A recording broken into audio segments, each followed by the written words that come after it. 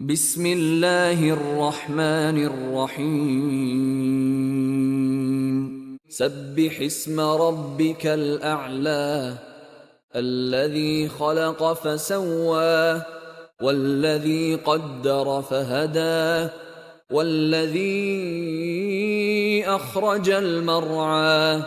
فجعله غثاء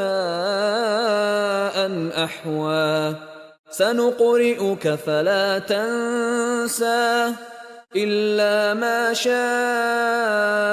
الله إنه يعلم الجهر وما يخفى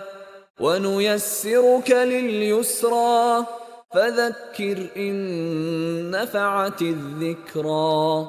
سيذكر من يخشى ويتجنبها الأشقى الذي يصلى النار الكبرى ثم لا يموت فيها ولا يحيا قد أفلح من تزكى وذكر اسم ربه فصلى بل تؤثرون الحياة الدنيا والآخرة خير وأبقى